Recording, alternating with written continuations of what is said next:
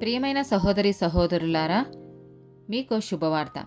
2025 సంవత్సరంలో మొత్తం 365 అంశాలను మీతో పంచుకోబోతున్నాము. జనవరి 1వ తేదీ నుండి ప్రతిరోజు ఒక అంశము మరియు దానికి సంబంధించిన వాక్యమును పంచుకుంటాము. దయచేసి ఆ వాక్యములను వినండి, ధ్యానించండి మరియు ఆశీర్వదించబడండి. దయచేసి సబ్స్క్రైబ్ చేయండి మరియు మీ స్నేహితులతో పంచుకోండి. ధన్యవాదాలు.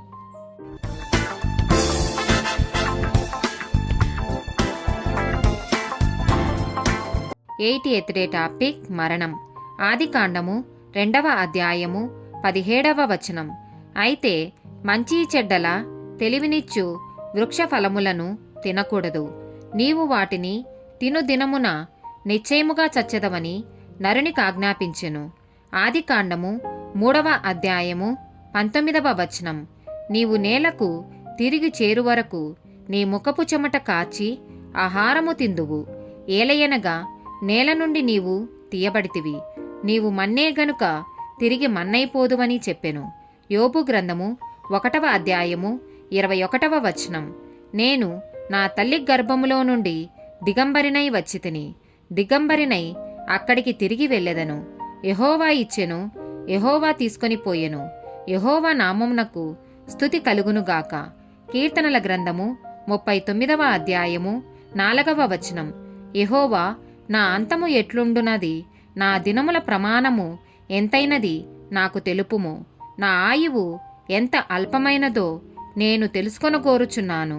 కీర్తనల గ్రంథము 49వ అధ్యాయము 17, 20 వచనాలు.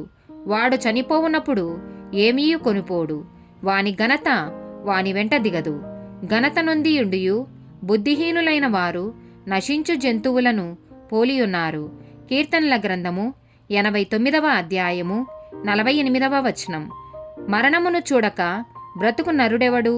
పాతాళము యొక్క వశము కాకుండా తన్ను తాను తప్పించుకొనగలవాడెవడు? కీర్తనల గ్రంథము 103వ అధ్యాయము 14 నుండి 16 వచనాలు. మనము నిర్మింపబడిన రీతి ఆయనకు తెలిసేయున్నది, మనము మంటివారమని ఆయన జ్ఞాపకం చేసుకొనుచున్నాడు. నరుని ఆయువు గడ్డివలేనున్నది, అడవి పువ్వు పుయ్యునట్లు వాడు పుయ్యును, దానిమీద గాలి వీచగా అది లేకపోవును, ఆ మీదట దాని చోటు దాని నెరుగదు. కీర్తనల గ్రంథము 116వ అధ్యాయము 15వ వచనం. యెహోవా భక్తుల మరణము ఆయన దృష్టికి విలువగలది. సామెతల గ్రంథము 14వ అధ్యాయము 32వ వచనం. అపాయము రాగా భక్తిహీనుడు నశించును, మరణకాలమందు నీతిమంతునికి ఆశ్రయం కలదు.